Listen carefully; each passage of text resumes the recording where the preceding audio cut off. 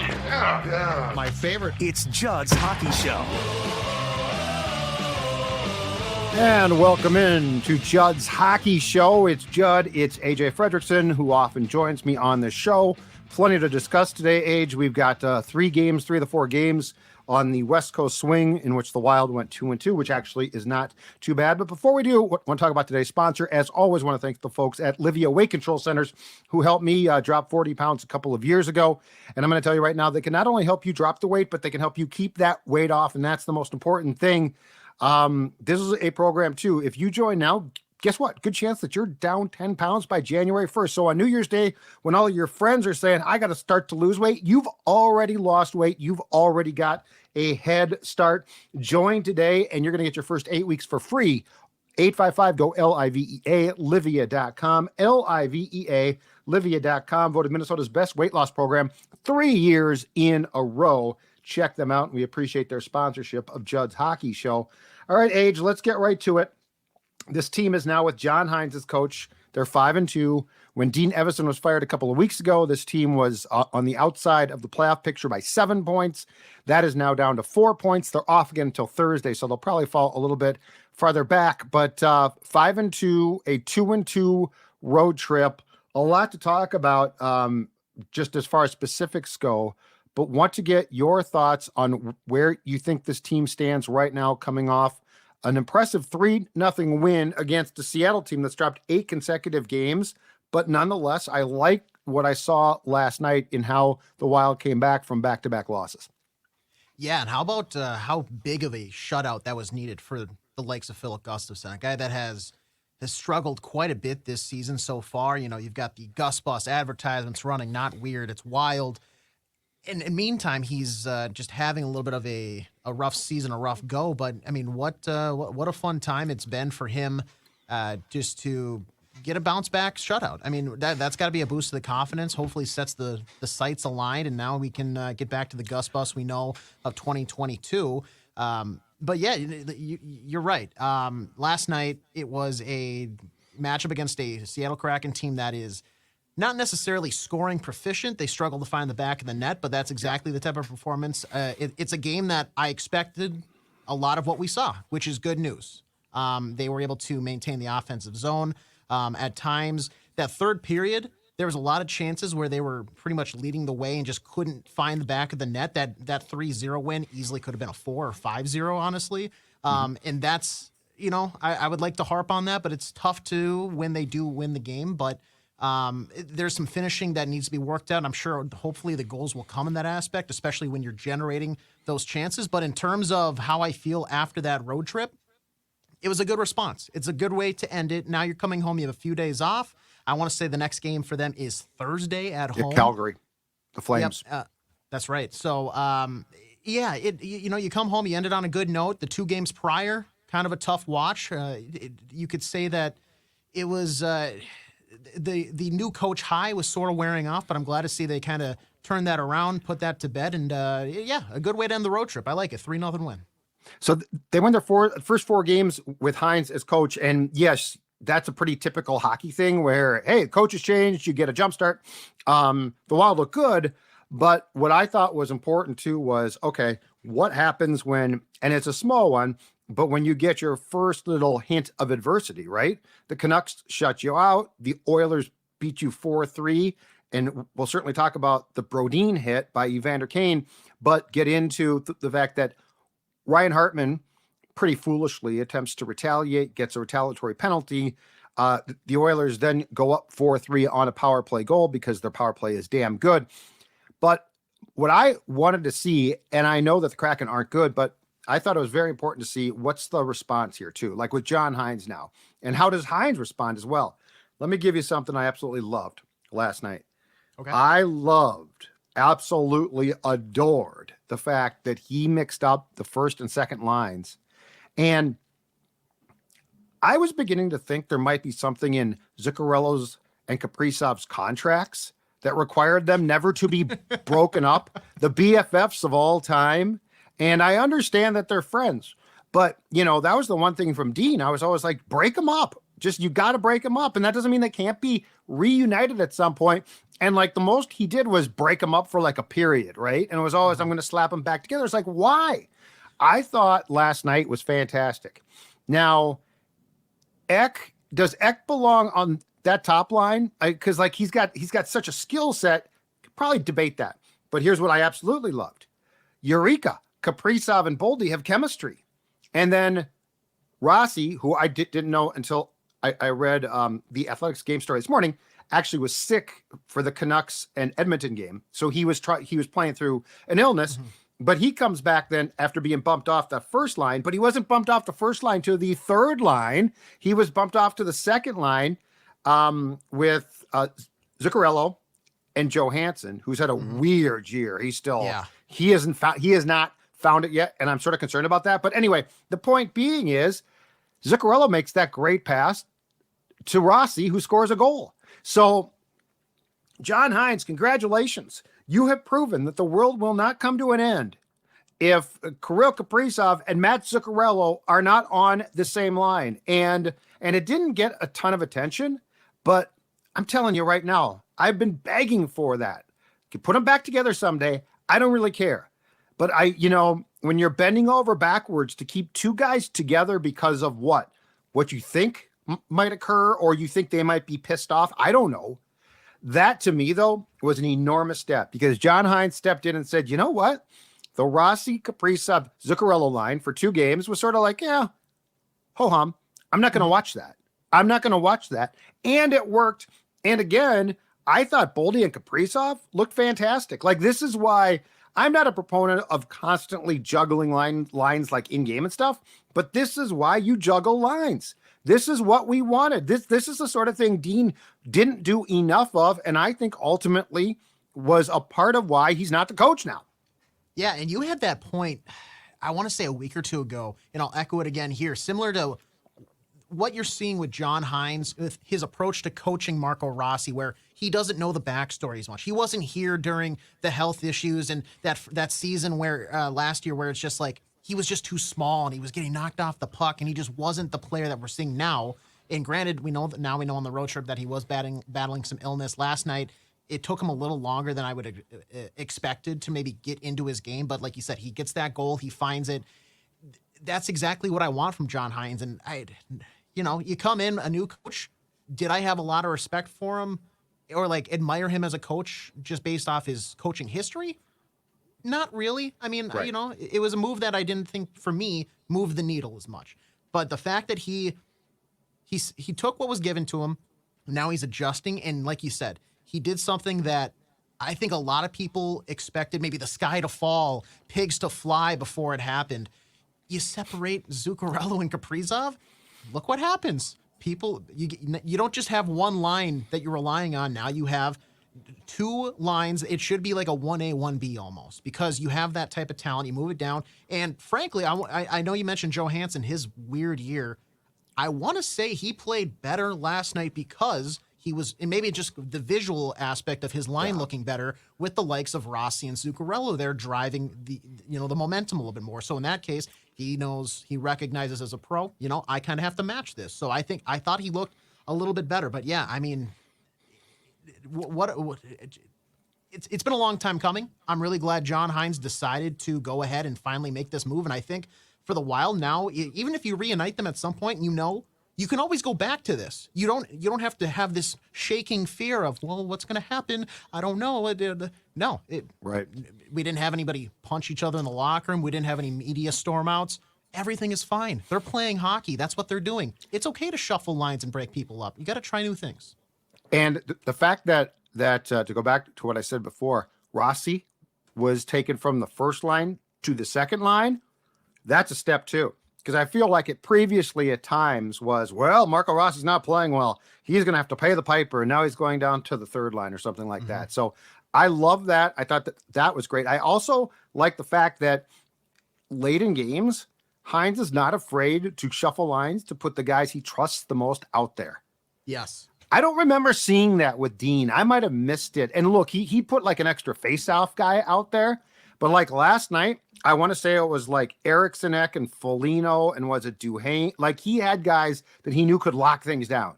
Yep. And again, this is not rocket science. Like we're not talking about, oh my God, John Hines has developed something. He's doing something that no one's done.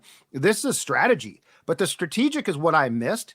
And John Hines' playoff record is not great, but these are the type of moves I think that you make in playoff games.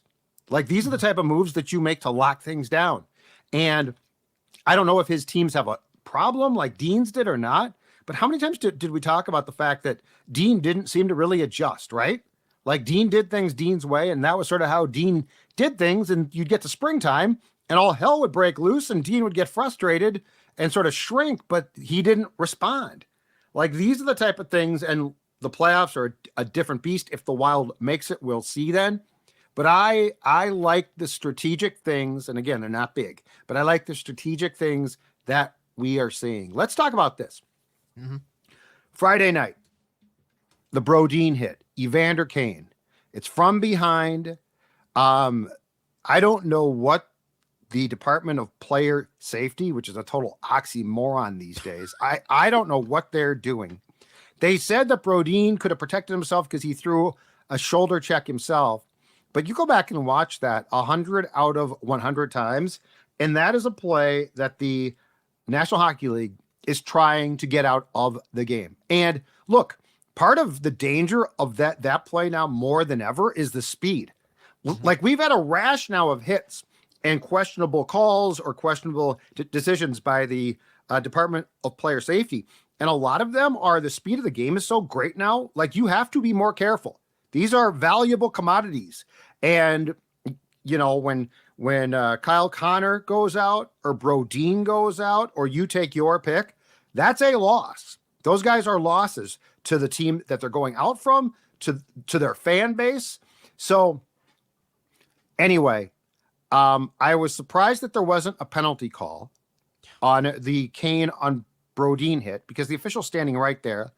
I'm more surprised that there was not some type of like 1 game suspension. And I don't know if you saw it a night later on Hockey Night in Canada. Buffalo was playing Montreal, and a Buffalo player hits a Montreal player exact same way. That Buffalo player gets a 5-minute boarding penalty and a game age. And Kyle Oposo, the former Gopher, who's the captain of the Sabres, rightfully says, I don't have a problem with the call against us. I have a major problem with the fact that was called against us a night after a player did the exact same thing. So I think this is ridiculous. I think that George Peros, who is the head of player safety, is dropping the ball consistently. And look, Brodin, and we'll talk about it, is an enormous loss. But more importantly, how the hell does that get no discipline? I don't understand how George Peros is still the head of the Department of Player Safety. It seems like it's constantly where we have something, and it's similar to what is a catch in the NFL, where it's just like, what is violence? We don't know. We spin a wheel and it's either maximum allowed $5,000 under the CBA, or it's a 4-game suspension based on previous stuff, or we're just not going to do it. We're just going to, slap on the wrist. Hey, we acknowledged it. Go ahead, go on with your day. I don't understand. And plus, you mentioned the one between Buffalo and the Canadians. How about the one? It was Florida and Columbus. I want to say it was Eric Branson got hit. It was.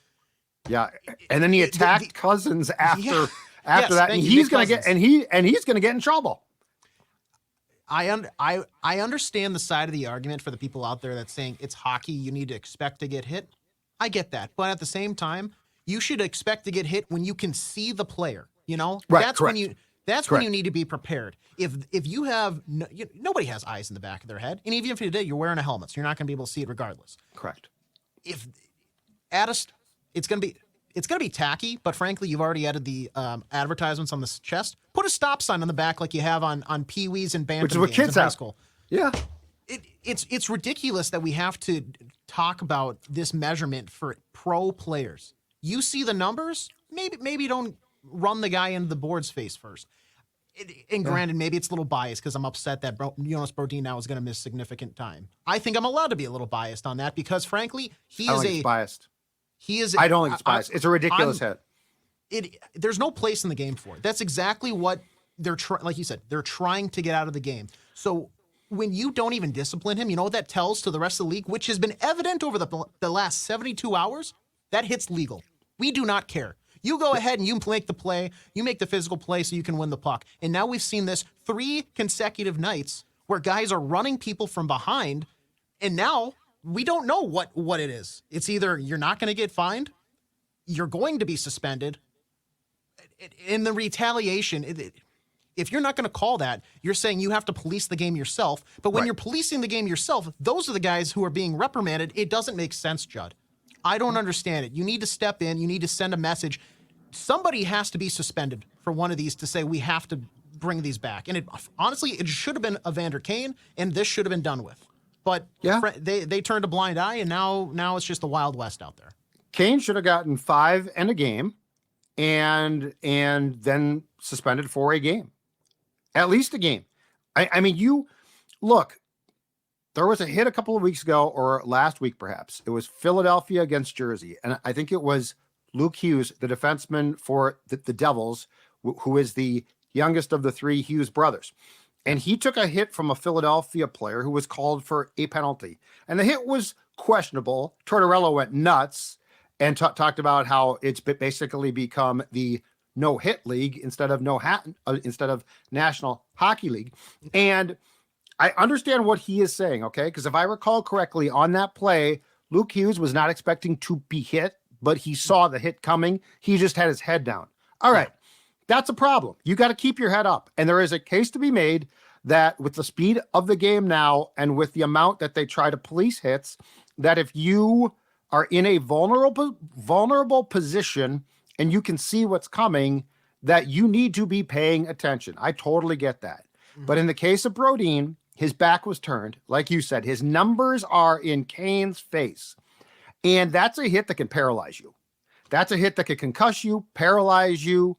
I don't understand how there is any inconsistency there. I mean, the National Football League, when it comes to officiating, we all agree is pretty screwed up, right? Yeah. But when's the last time that you saw a quarterback hit that was violently dangerous? I'm not talking like a guy comes in and his helmet hits the guy's face mask and the guy goes backwards a little bit, but doesn't. I'm talking about a vicious quarterback hit. When's the last time you've seen that not draw a flag? I can't remember myself because they want to protect that player, the quarterback. Well, I want to protect guys from being paralyzed, which I don't think is too much to ask. No. So I don't think you're biased. And, you know, for Kane to get a talking to and they put a letter in his file, you got to be joking. And now Brodin's out.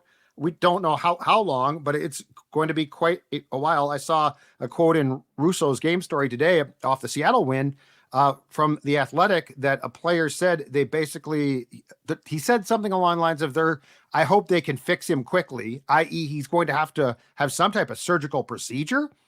Brodin was going into last night averaging a team high 23 minutes and 59 seconds per game. This is a big loss.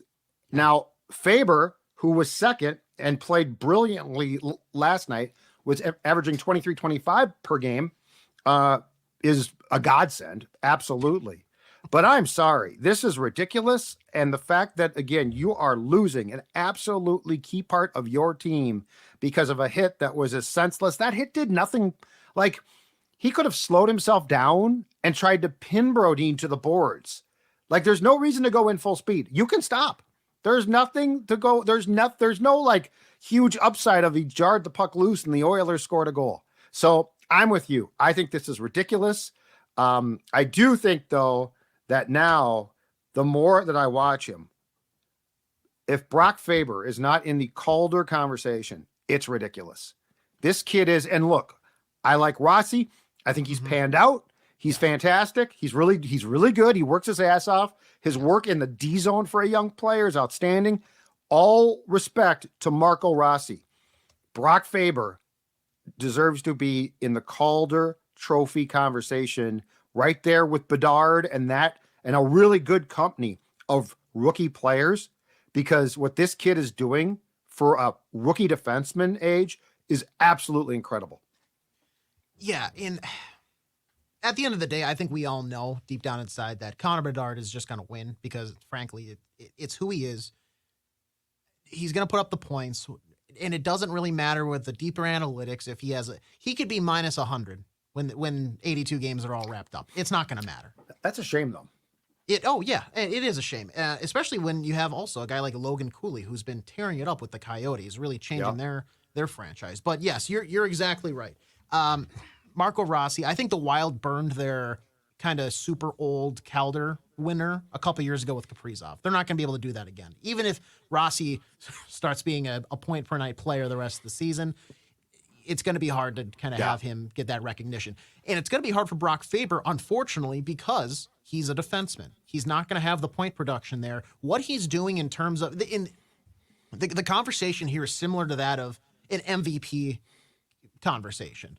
How do you value most valuable players? Is it just the best, who's doing the most, who's producing the most points, or is it the most valuable to that team? And that's what this Calder should be. Which rookie is most valuable and has the biggest impact on their respective team? And in that case, it's probably a two-horse race at this point between Bedard and Brock Faber. Brock Faber he's going to show exactly just how good he is over this stretch without Brodin.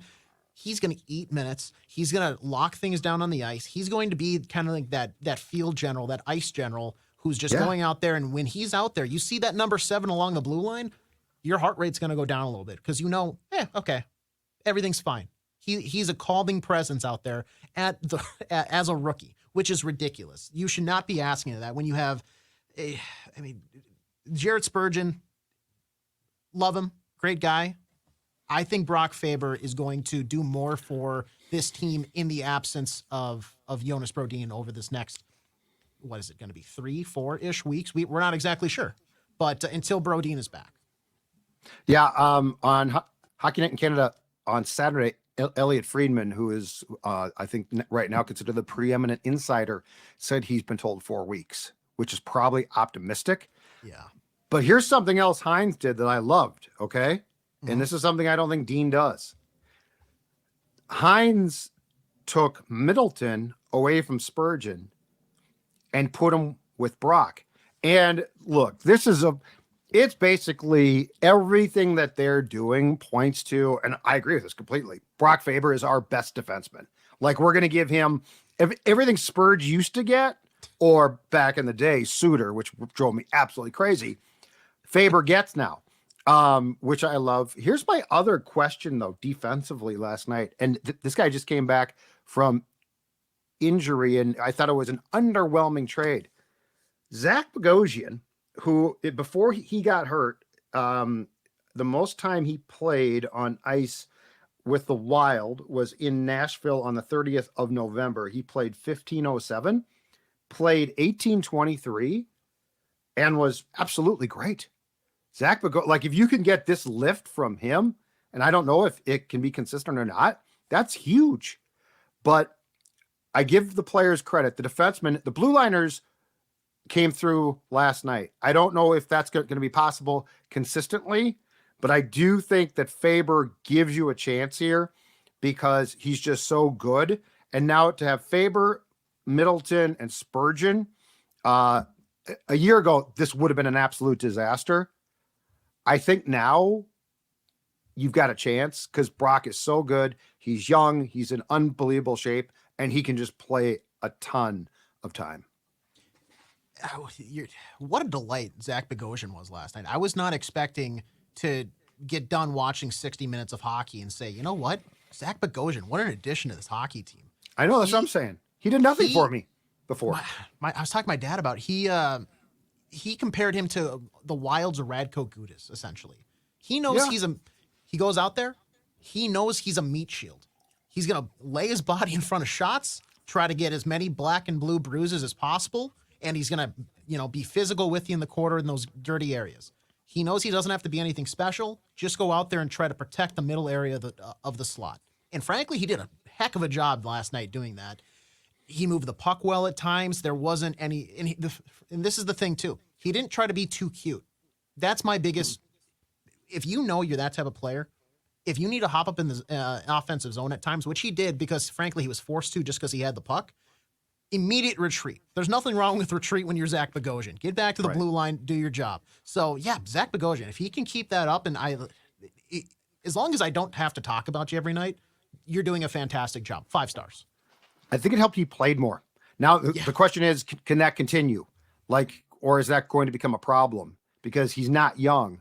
But I think it helped, and he talked about this post game, the fact that playing more, you just sort of go into autopilot, for lack of a better term, and just cruise control. But that was nice. The last thing positive, Gustafsson. I don't know what happened. And look, he got off, if I'm not mistaken, got off to a rocky start a year ago, and we all thought this trade for Talbot, who, by the way, playing great for the Kings, but we all thought the trade was a disaster. And then around the same time last year, Philip Gustafsson started playing outstanding. And it seems like with the coaching change, and he's claiming that it started before Dean got fired, but whatever it is, he looks, and he didn't have to be great last night, but the goaltending, which looked, with Dean, looked absolutely lost and awful, including Fleury, I thought, on Friday, because the Oilers are a high-flying group, and that McDavid goal was stupid. I don't know who stops that. How he does that, how he contorts his body and keeps the puck, I have no clue. But the goaltending has gone from weakness and major concern to, if not a strength, at least I think solid. What do you think? I think it has to do with what's going on 200 feet in the opposite direction, honestly. What we saw up until Dean's departure, and maybe it was changing a little bit before, maybe not. That's whether or not they want to say that in the locker room. You're now seeing them control the puck more in the offensive zone. What they were doing is the football equivalent of a 3-and-out. They were going in, getting a shot, and now it's back in our own zone. And that leads to the goaltender being in the crouch a lot. You're going to get tired. In Marc-Andre Fleury, he's not a young, spry guy anymore. Yeah, when he's in that crouch, constantly having to shuffle, okay, pad across, push across, butterfly, back up. Now he's going to get tired. He's going to get worn down. You're not going to have that explosive kind of gymnastic style that you're going to see from Marc-Andre Fleury a lot because now he has the energy to do so. And granted, like you said, the McDavid goal and kind of what the Oilers do, they're an offensive powerhouse. They're going to score goals.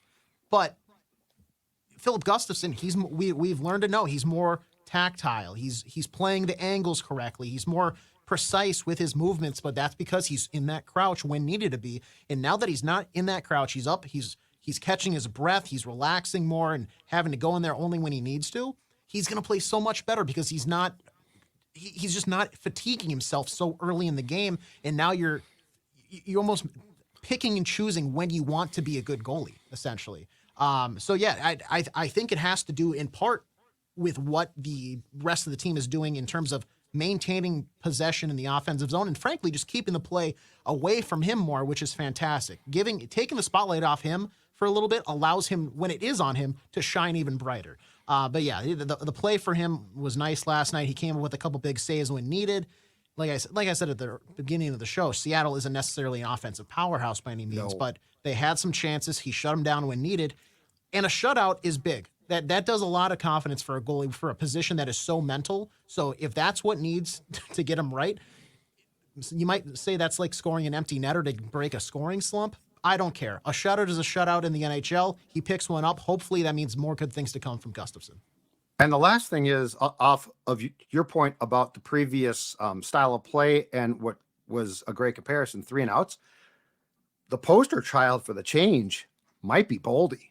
Matthew Boldy has gone from a guy who maybe arguably, if you could have, should have watched a game or two from the press box, to 7 goals in 6 games with Hines as his coach.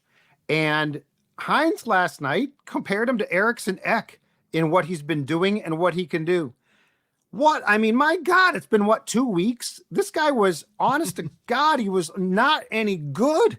He looked like, I was like, what's wrong with him? And he is good. He's got the body. Everything about him screams he should be good.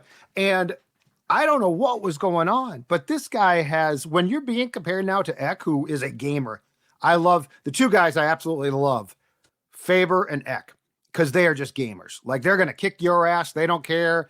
And that is, in this sport, that's what I want.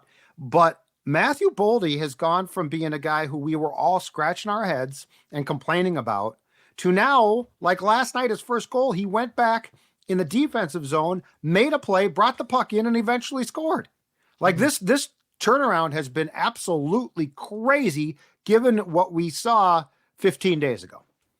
Yeah, the turnaround is almost similar to what we've seen on another team with like Pierre-Luc Dubois. In his final waning time with Columbus, there's that infamous like solo shot of him hopping off the bench. That was a He great skates shot. down, Yep. stick up at his waist like he's about to shovel snow. Let's coast Doesn't back to do the anything. neutral zone and the offensive zone, stand around, and all right, back to the bench, and just gets ripped for it. Now, granted, I'm sure every pro has a shift like that every once in a while just because of how things go.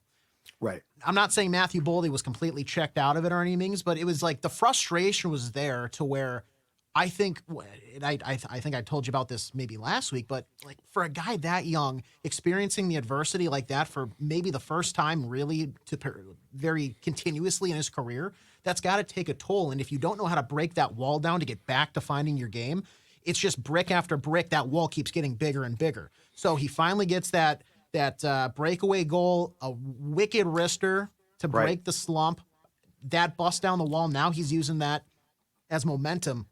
And like you said, every night now, it's just It's like he's two doing a it. game. It's ridiculous because to be compared to Eck, you need to have that sort of not the mentality, but like the drive as well. Because you can have one or the other, but if it's not a package deal, you're kind of just like you're not excelling at both. So the fact that he's now getting back into the defensive zone, getting to the dirty areas in which he should, because he was playing at times like he was my stature, 5'7", 5'8". He had gone Greenway. He had gone Jordan Greenway. That was my biggest thing with Greenway for the longest time. I agree. You are 6'4". Play like Drive to the net. You have like if you're matching up with a Cale Makar, I know he's good on his skates, but he's not going to outmuscle you. Right. Drive to the net and put a shot on. Ruffle the feathers of the goaltender. I don't want this, okay, now down to the corner. We have to turn back up and dish it. I'm too scared to go to the physical area. Matt Boldy, you have now found your frame again. You now have found this lion's heart. It's been great. It's been great. So this turnaround over the past week or so has been super fun to watch. Matt Boldy is scorching hot. I mean, he's a guy where right now he's setting the tempo for the game, and when he is succeeding, it looks like the rest of the team is too. the goals will cool off. The style of play should never change. Like, I want to see this every night. Like, what you're doing, you'll go through stretches where you'll score 7 goals in 6 games. You'll go through stretches where you probably score 2 goals in 10 games. But what we're seeing tonight is what I want you to see every single night. You've got this ability, and that's the thing that Eck does.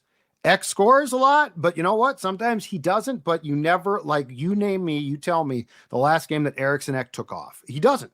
So, like, that's what I want to see. Great stuff. We'll be back on Wednesday with Declan and Jesse for another episode of Judd's Hockey Show. Subscribe to all of the good stuff here on SKOR North. We much appreciate it, and we'll talk to you soon.